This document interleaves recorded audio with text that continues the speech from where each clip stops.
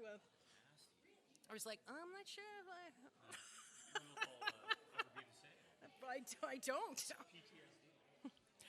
La la la, twinkle twinkle. Oh, I think I'm hearing something there now. Twinkle twinkle, little star, how I wonder how you are.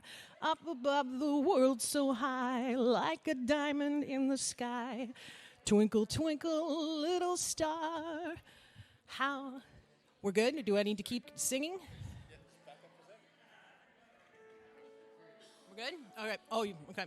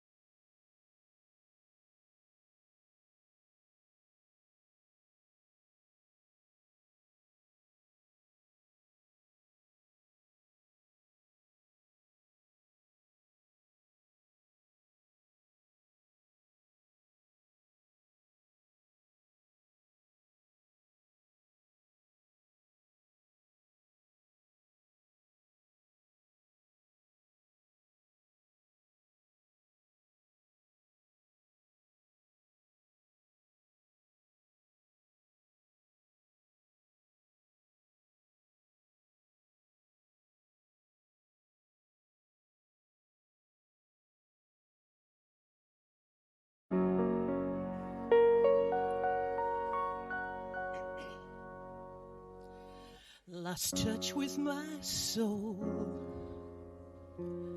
I had nowhere to turn, I had nowhere to go. Lost sight of my dream, thought it would be the end of me. I thought I'd never make it through. I had no hope to hold on to. I thought I would break. I didn't know my own strength, and I crashed down and I tumbled, but it did not crumble. I got through all the pain. I didn't know my own strength, so that my darkest hour, my faith kept me alive. I picked myself back up, hold my head up high. I was not built to break. I didn't know my own strength. Found hope in my heart. I found the light to life, my way out of the dark. Found all that I need here inside of me. I thought I'd never find my way. I thought I'd never lift that weight. I thought I would break. I didn't know my own strength, and I crashed down and I tumbled, but I did not crumble. I got through all the pain. I didn't know my own strength, so that my darkest hour, my faith kept me alive. I picked myself back up, held my head up high. I was not built to break. I didn't know my own strength. There were so many times I wanted I'd get through the night. Thought I could take all I could take. I didn't know my own strength, and I crashed down and I tumbled, but I did not crumble. I got through all the pain. I didn't know my own strength. My faith kept me alive. I picked myself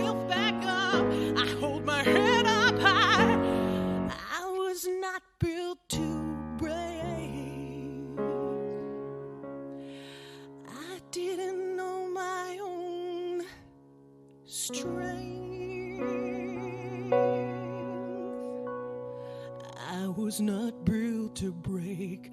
No, no. I got to know my own strength.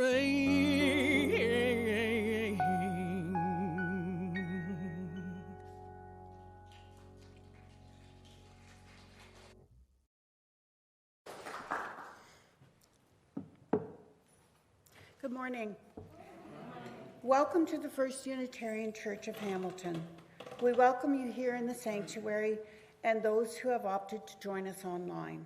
Please ensure that your electronic devices are muted. My name is Jennifer Purdy. My pronouns are she, her, and I am this morning's service leader.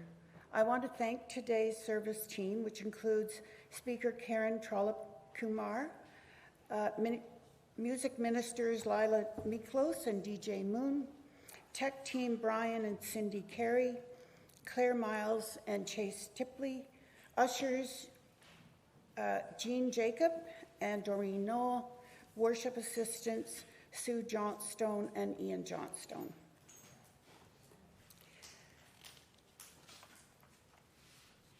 The announcements for this morning, I have three announcements, and then Mel Rutherford would like to make a quick announcement on behalf of the search committee. Mark your calendars. Saturday, October 21st, we celebrate the 10th anniversary of the 6-Minute Memoir event, Speed Storytelling for a Cause. You won't want to miss this fabulous storytelling event. The Food for Thought Book Club shares their 2023-24 reading list. You can find the reading list in the weekly all-church email. September's book is The Library Book by Susan Orlean. If you have any questions about the Food for Thought Book Club, please contact Nancy Kumpf. Today, after the service, all of us, especially visitors, are invited to stay in the sanctuary to meet each other and learn about our church. The session will be led by the visitor and congregant engagement team. It will take place in the sanctuary near the choir area. Mel? Thank you. I just wanted to say a quick hello from your ministerial search committee. The committee is myself and Beverly Horton and Angela Morgan and Jennifer Reed and Gail Rappold and Karen Trollope-Kumar and Marianne Scanlon. So you can talk to any of us if you need an update, want to know what's going on. We met here in Sanctuary all day yesterday, and we kind of got our ducks in a row and figured out our plan for the year. One of the things that we learned is that there are fewer ministers in search than we typically expect, so we're going to have to think about ways of making our church and our city attractive to ministerial candidates. We decided that Gail and I are going to co-chair this committee, but again, you can talk to any of us that you want. And in the coming weeks and months, we're going to be organizing a survey and some roundtable cottage meetings because we want to understand from you who we think we are and who we think we're looking for in a minister. So you'll be hearing more from us. Thanks. Thanks, Mel. For more information about these events and to register, please see our website and your weekly all-church email.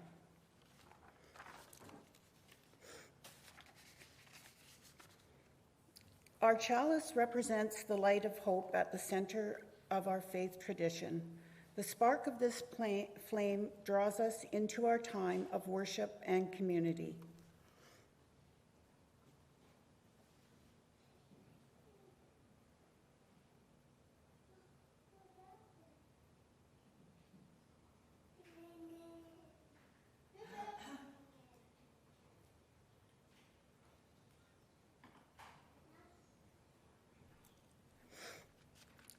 Please join me in our chalice lighting words.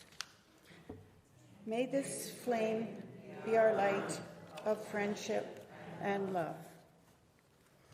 Whoever you are, whomever you love, wherever you are on your journey of faith or search for meaning, today you are one of us, and you are welcome in this house of worship. Our mission is to nurture one another, serve the community, and inspire action to heal the world. We are not the first people on this land, nor will we be the last. We acknowledge our connection to the web of all existence, honoring the past and preparing for the future. The stewardship of the original people who lived here preserved this place for our generation. We seek to be respectful stewards for this place for those who follow.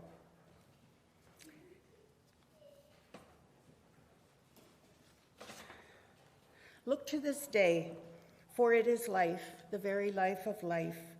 In its brief course lie all the verities and realities of your existence, the bliss of growth, the glory of action, the splendor of beauty. For yesterday is but a dream, and tomorrow only a vision, but today well lived makes every yesterday a dream of happiness, and every tomorrow a vision of hope. Look well, therefore, to this day. Such is the salutation to the dawn.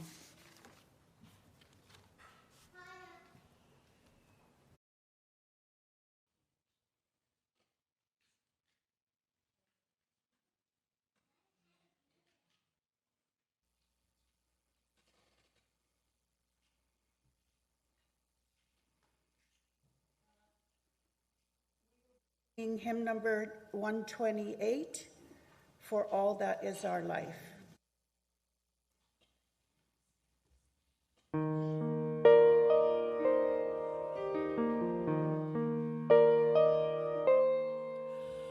For all that is our life, we sing our thanks and praise.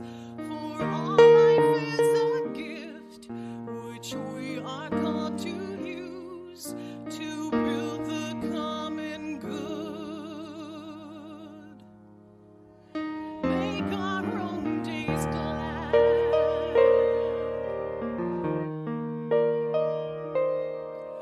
For needs which others serve, for services we give, for work and its rewards, for hours of rest and love, we come with praise and thanks. For all that is our life.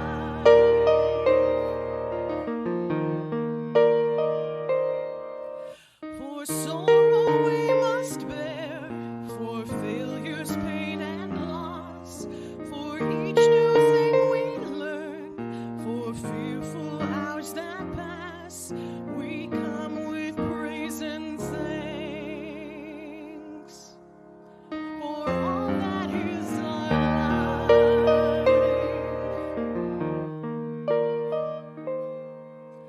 For all that is our life, we sing our thanks and praise. For all life is a gift, which we are called to use to build the common good and make our own days glad.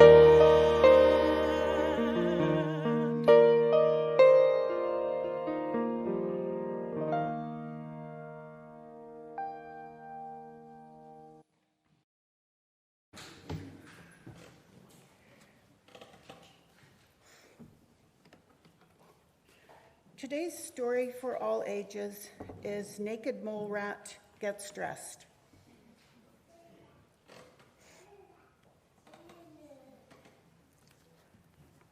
Naked Mole Rat Gets Dressed.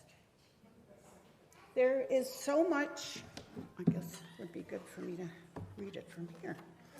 There is so much to learn about the fascinating little creatures known as naked mole rats. But for this story, you only need to know 3 things. They are a little bit rat. Oh.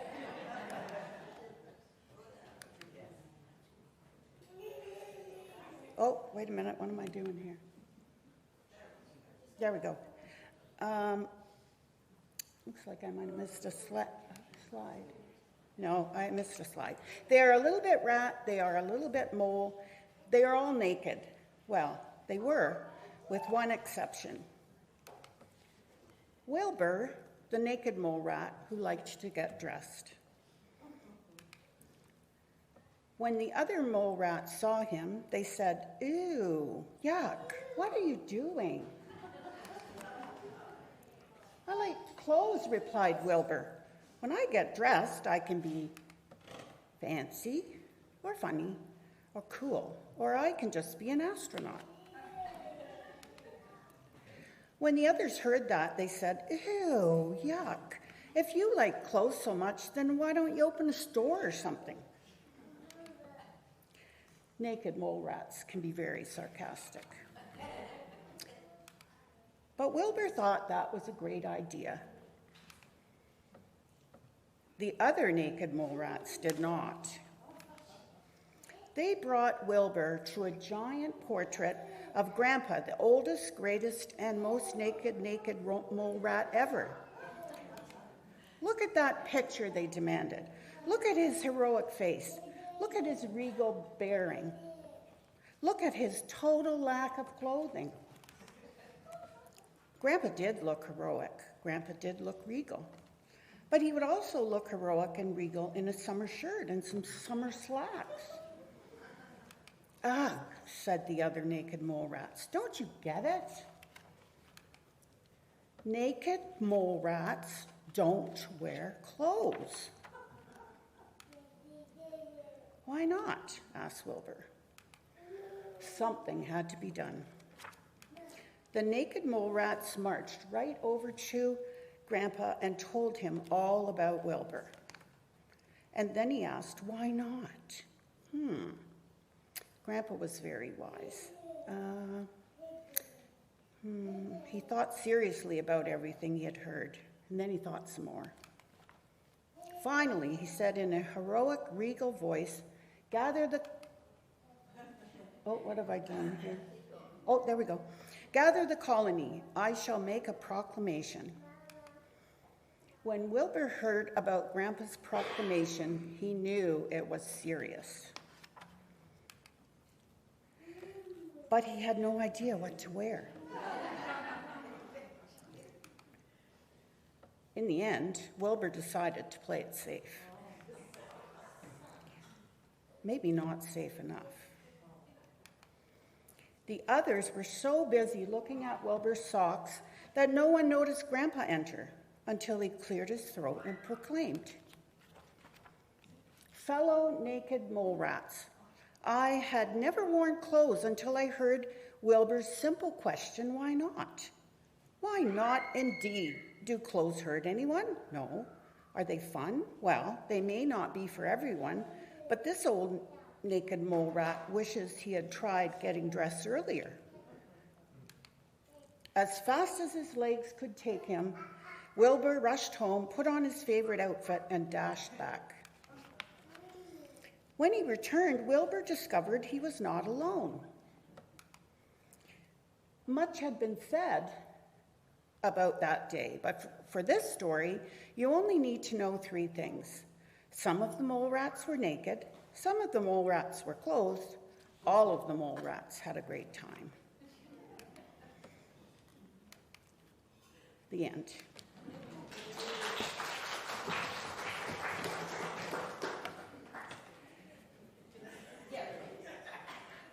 We will now sing the children out. Not sure who's going to take the chalice. Okay.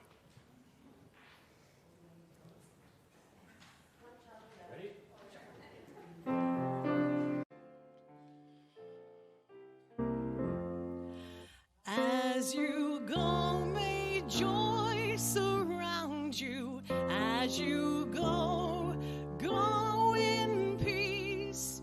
Know our love is with you always. As you go, as you go. Of contemplation, I invite you to relax, close your eyes, if you like, and breathe deeply. Following our reading, there will be a few moments of silence, followed by music. During the music, you are welcome to come up and light a candle of joy or concern. This morning's reading is the poem The Summer, written by Mary Oliver. Who made the world? Who made the swan and the black bear? Who made the grasshopper? This grasshopper, I mean. The one who has flung herself out of the grass. The one who is eating sugar out of my hand.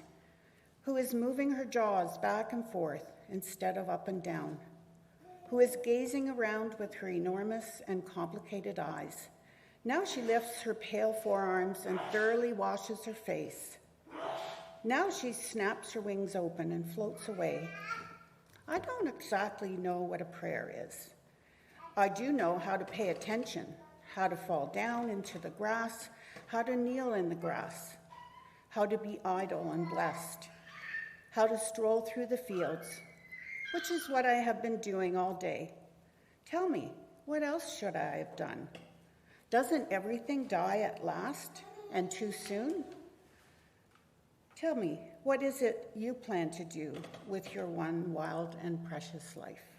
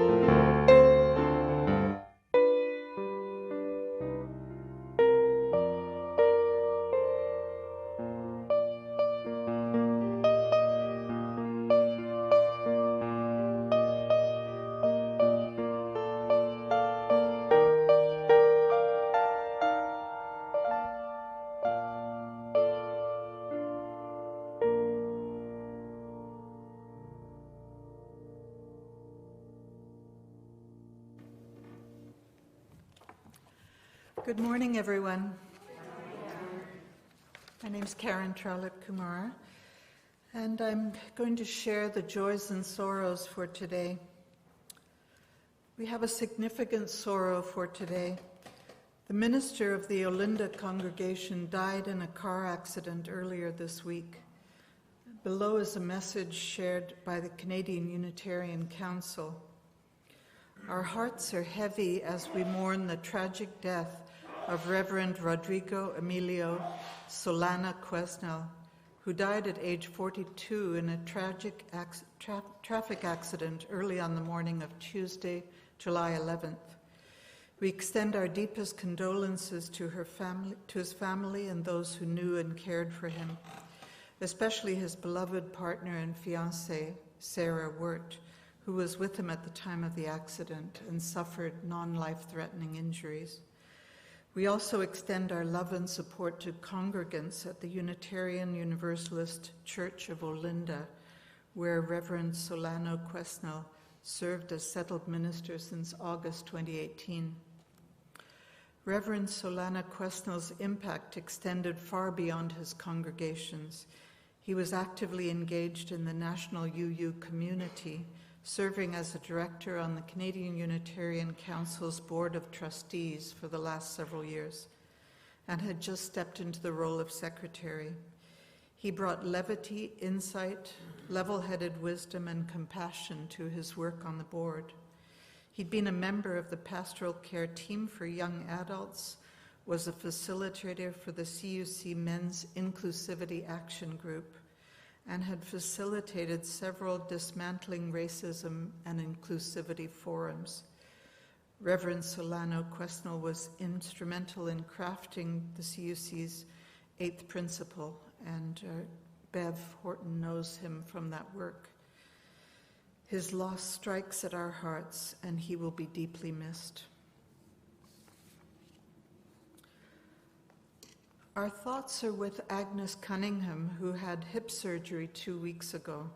We send her wishes for a complete recovery. If you know Agnes and would like to send her a card or note, please see Gail Rappelt from the Building Caring Community after the service for her contact information. And then I have two lovely joys. 2 people in our congregation share their 75th birthday today. Susan Johnston, happy birthday. And Mary Ellen Scanlon also wanted to share that David McLaughlin's 75th birthday is it's also today. So, wonderful. Now we'll have a reading by Jennifer Purdy.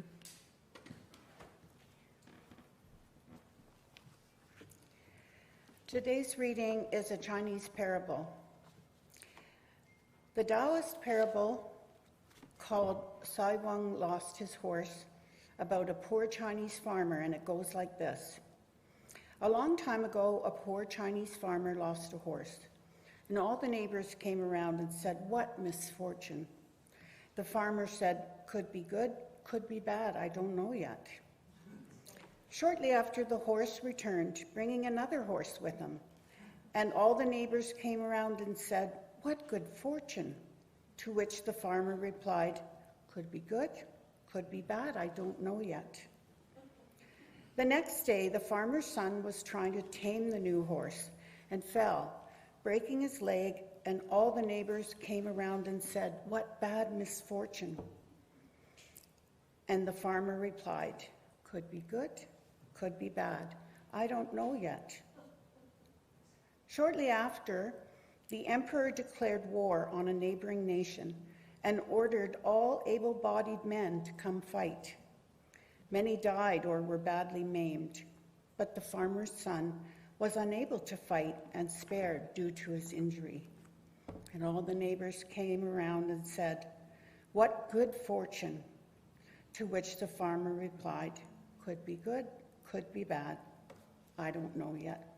And so the story goes. In China, when something bad happens, people will say, "Sai Wang Shi Ma," remember the old man who lost his horse, to remind themselves and others, sometimes it's often in the way you look at things which determines their power over your spirit. It is a caution to all not to get too attached to what happens to us, good or bad.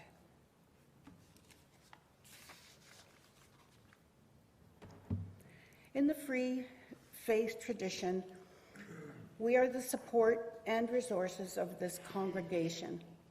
Our gifts and donations sustain the many ministries of this church, a community we have chosen to join and support. We will now receive our offering while we listen to our music ministers.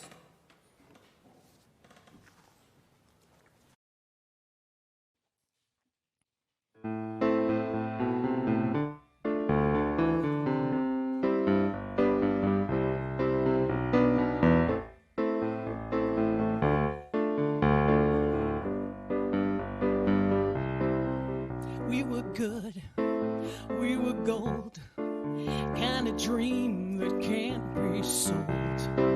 We were right till we weren't, built a home and watched it burn. I didn't want to leave you, I didn't want to lie, started to cry but then remembered I can buy myself flowers, write my name in the sand, talk to myself for hours, say things you don't understand. I can take myself dancing, I can hold my own hand, yeah, I can love me better than you can love me better, I can love me better, baby, can love me better, I can love me better. Paint my nails cherry red, match the roses that you left. No remorse, no regret, I forgive every word you said. I didn't want to leave, baby, I didn't want to cry, started to fight but then remembered I can buy myself flowers, write my name in the sand, talk to myself for hours, say things you don't understand. I can take myself dancing, I can hold my own hand, yeah, I can love me better than you can love me better, I can love me better, baby, can love me better, I can love me better, baby, can love me better, I can love me better, baby, can love me better. I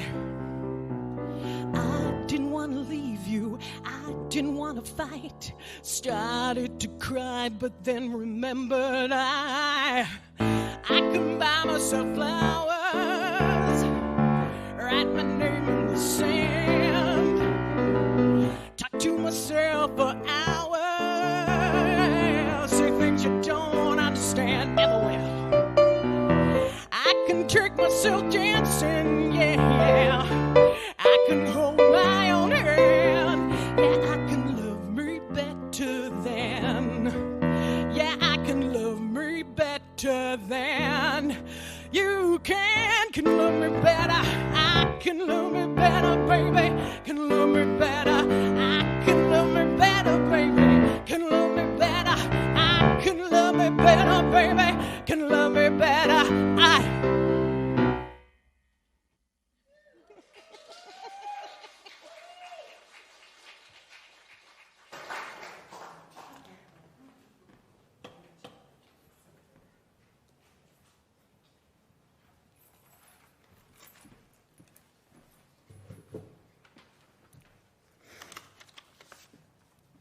Your gifts in support of our ministries to one another and to the community are appreciated. Thank you.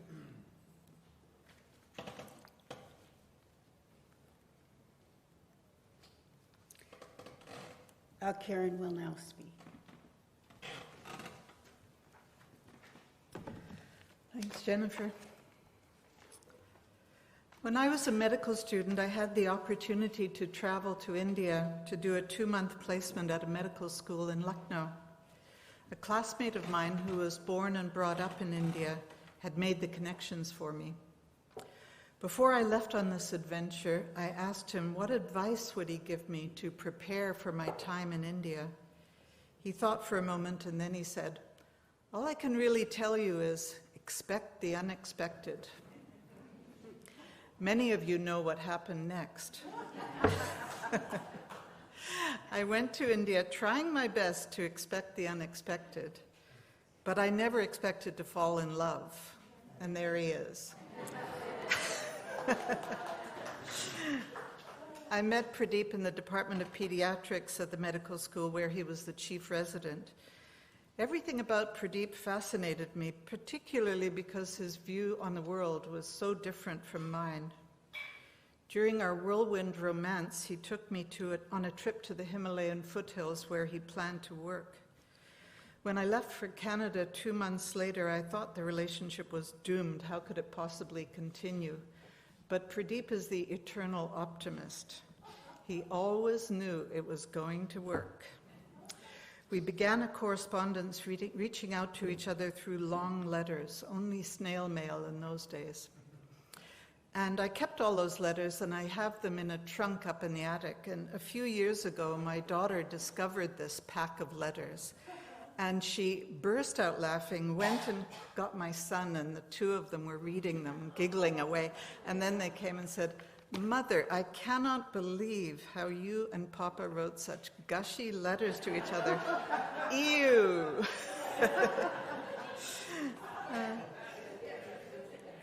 It was very embarrassing.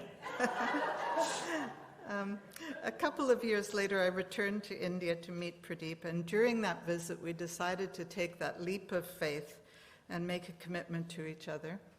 Plenty of unexpected things happened along the way. I never imagined becoming part of a huge Indian extended family. Pradeep has 56 first cousins. We faced both joys and challenges in doing healthcare work in that remote part of the world. And there were also unexpected, terrifying events: an earthquake, an assassination, a political upheaval. But each event taught me something and shaped me into the person that I am today. It's been a fascinating life journey, now 40 years and counting. And there he is. Just stand up and wave. Yeah.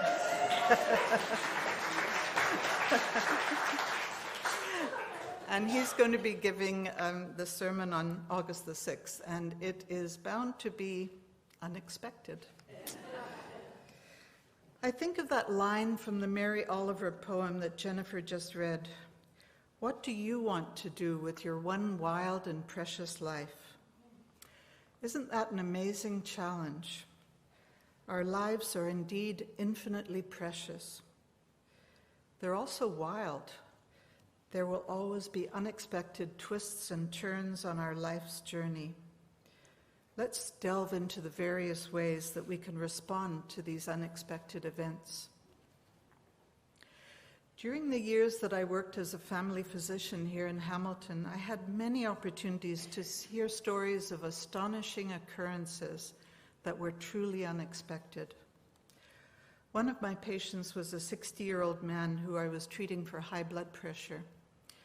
This man's wife had died of cancer in her late 40s, and my patient grieved for her deeply and couldn't seem to move on from her death.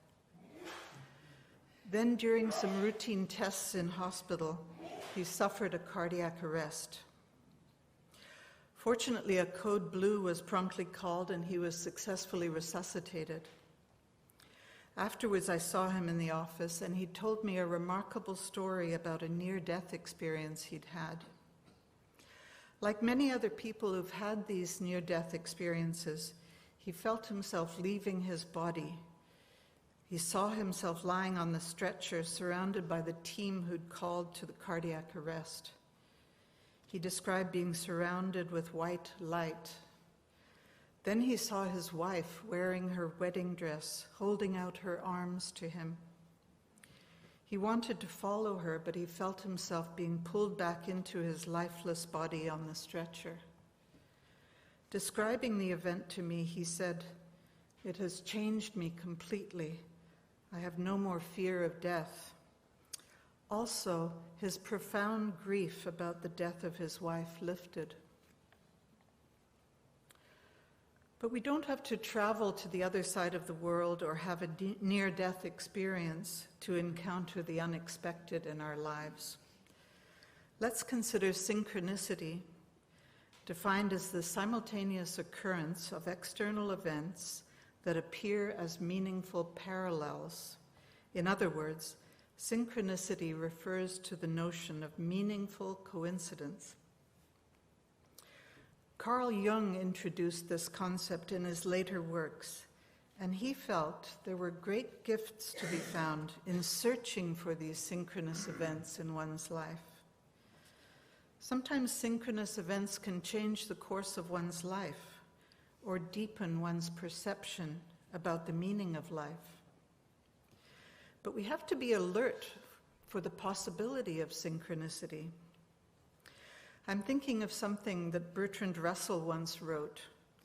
"The world is full of magical things, waiting for our wits to become sharper." I have a lovely story about synchronicity that was shared to me by Pat Dickinson, who's just completed a beautiful memoir of her 8 decades of life. Pat's mother died in February of 2003, just a couple of months short of her 100th birthday. A close friend of Pat's, who was somewhat of a psychic and had an intimate relationship with Pat's mother through her poetry and love of pansies, suggested to Pat that she would hear from her mother within a few months, perhaps within a medium of flowers. Pat was skeptical of this psychic forecast, but it was still in the back of her mind when she went on an extended visit to Australia in connection with her work about early childhood education. One day, she went by herself to explore a beautiful park in the town where she was staying. Something unusual happened that afternoon. Here's how she describes the event. Although it was November, it was spring in Australia, and the pansies were in full bloom. I found myself feeling sad and deeply lonely for my mother's presence. Telling myself that she would not want her death to impact negatively on this positive experience, I lay down on the grass and closed my eyes for a brief nap in this park. When I awoke, there was a lovely older woman with white hair, wearing a lavender suit, sitting in the middle of the pansy patch. I felt compelled to go to her and have a conversation. We chatted for a few minutes about what a beautiful day it was and how lovely the pansies were. And then she abruptly said, "We have a new priest, and everyone likes him better than the old priest." Taken aback by this offbeat comment, I took this as my exit cue, thanked her for the conversation, and walked away.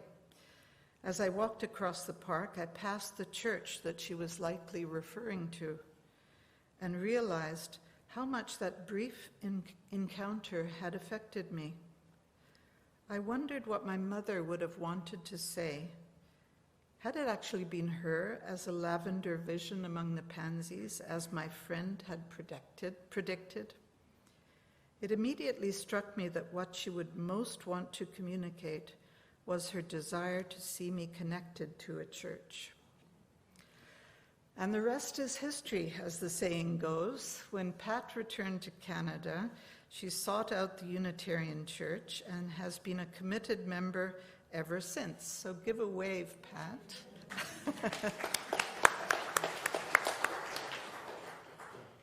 A wonderful example of synchronicity and how it can shape our lives. And I might mention that Pat's memoir is in the last stages of preparation, and she's probably going to launch her book from this church. And some years ago, I launched my memoir from this church, Cloud Messenger, which talks about all the unexpected events that happened in India. And I have a few of those copies if anybody is interested in really hearing about expecting the unexpected. Pat's story was of an event that was unexpected but delightful. But sometimes the unexpected is a horrible, completely unforeseen event. I was watching an interview the other day on CNN about a black man named Yusuf Salaam, a Democrat who's just been elected to the New York City Council. He told a dramatic story about being falsely accused of rape and assault when he was just 14 years old. Along with 4 other black men, he was sentenced to jail.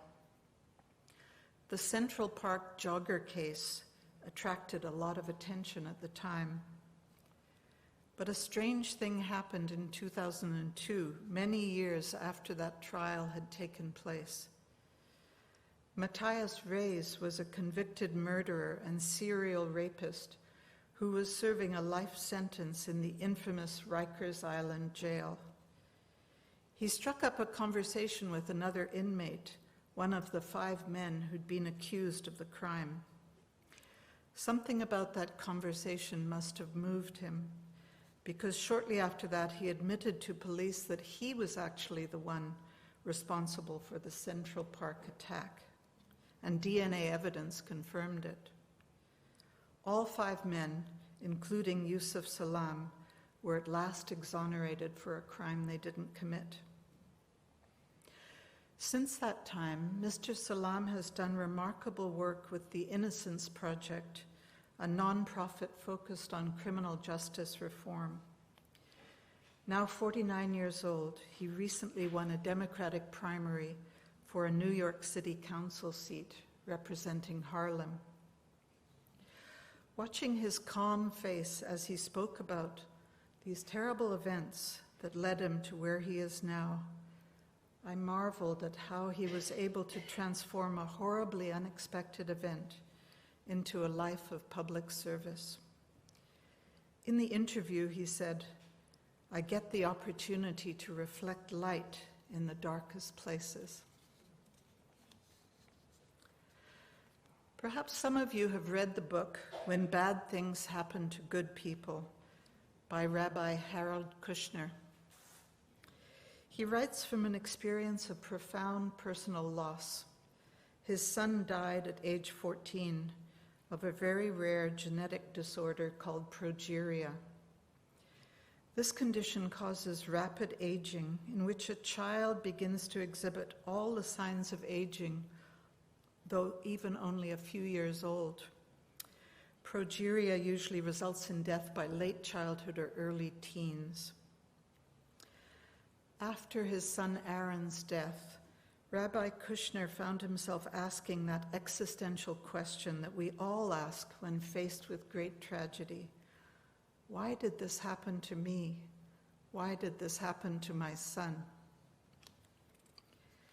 As he ponders this question, he reflects that people facing loss so often desperately search for a cause for their suffering, trying to fit tragedy into a sense of an orderly universe.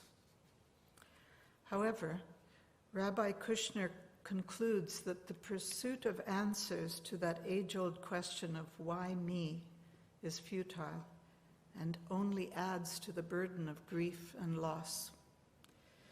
Instead, he talks about our human capacity to create meaning out of suffering. He writes that he would still give up everything for his son to be alive, but he has no choice. His only option is to move forward to wherever that tragedy leads.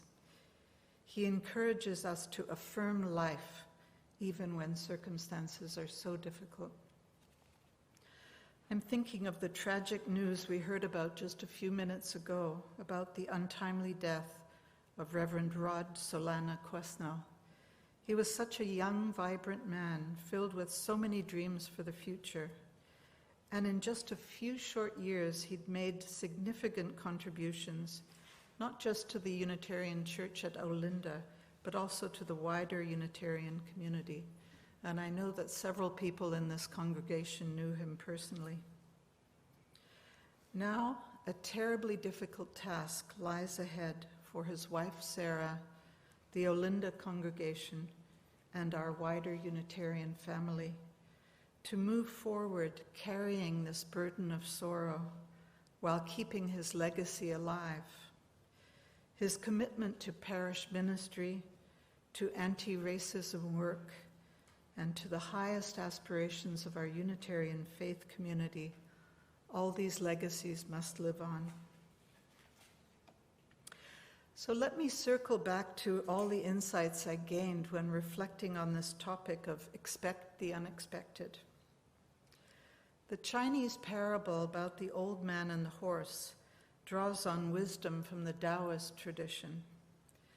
This tale cautions us not to draw premature conclusions about an unexpected event. It might be good, it might be bad, I just don't know. And to avoid becoming too attached to a particular outcome of an event.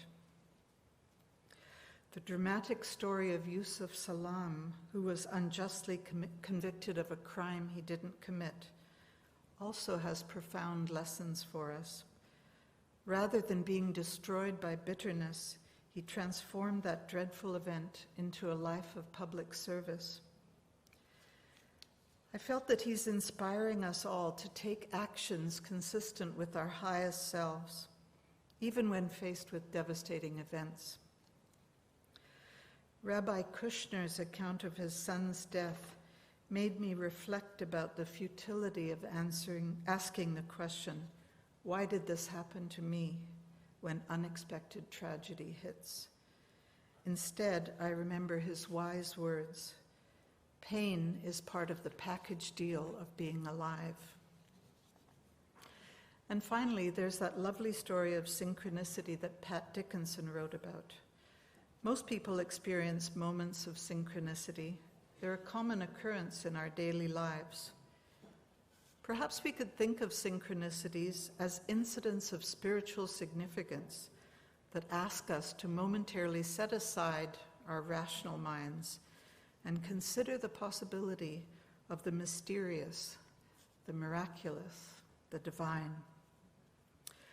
We must keep the windows of our mind open when the unexpected makes a sudden appearance in our lives. It may be something painful, like a shocking diagnosis, the agonizing disillusionment of a relationship. Or it may be something delightful, perhaps an unusual opportunity to pursue a new career, or the birth of a child after years of infertility. All these unexpected happenings jolt us out of our regular ways of being in the world, and we're forced to question our assumptions and try to get at the heart of what we believe and who we really are. This religious community gives us an opportunity to do that work together, to examine our lives, to consider what gives our lives worth, especially when we're faced with the unexpected, whether a great joy or a devastating loss. This community provides a safe space to hold these powerful emotions. It's a place where we struggle together to make sense of seemingly incomprehensible events. It's also a place of connectedness, where we build relationships with each other and with the local community. Finally, it's a place where we open our minds to the wonder and depth of the world around us. I encourage all of you to expect the unexpected every single day. And in that process, may you be blessed by deeper insight and wisdom about your one wild and precious life. So may it be.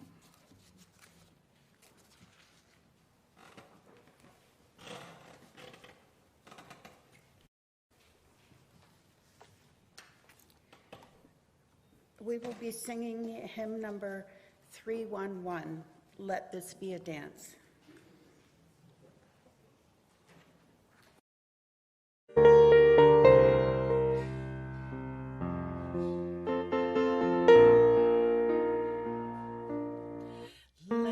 be a dance we do.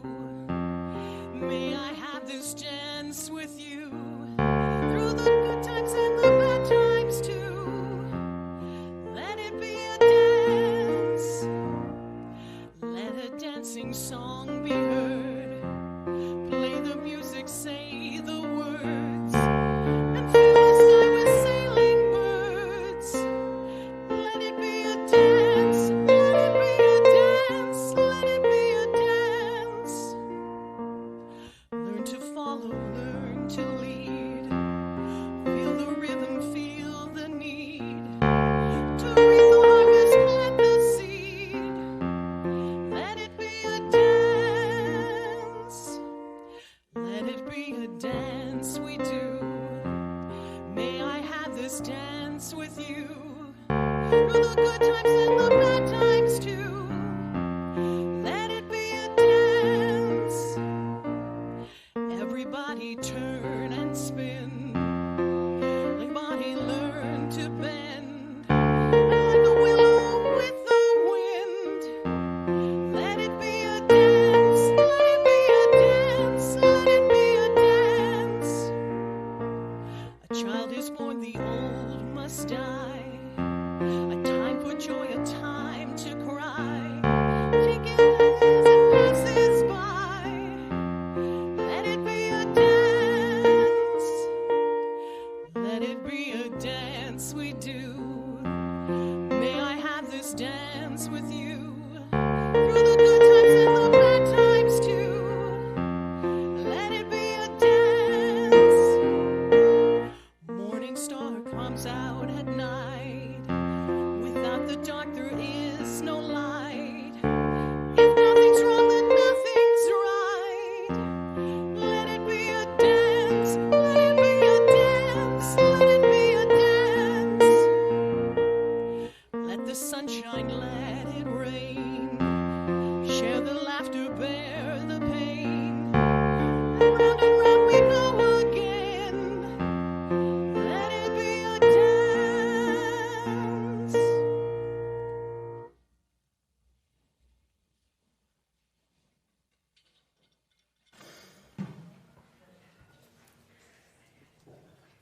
Our closing words are written by Philip Randall Giles.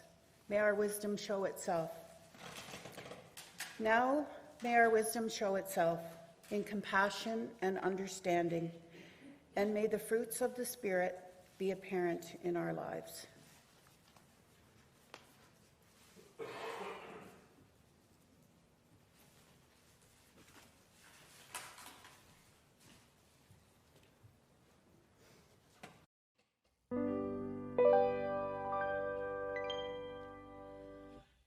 Come back now, even if you call me out. You might be angry now, of course you are.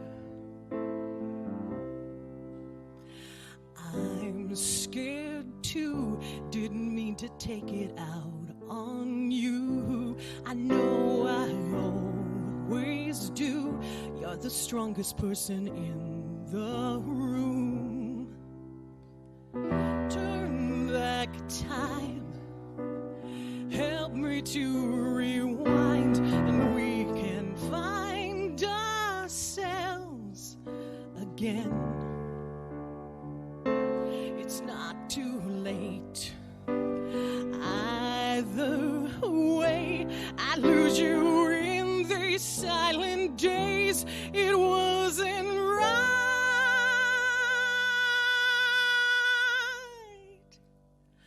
but it was right on time. Don't look down, I can feel it when your heart starts pounding. It's beyond your control, you know it is. It's getting to the point where I can't carry on. I never held my breath for quite this long. I don't take it back, I did what I had to do. It's not too late.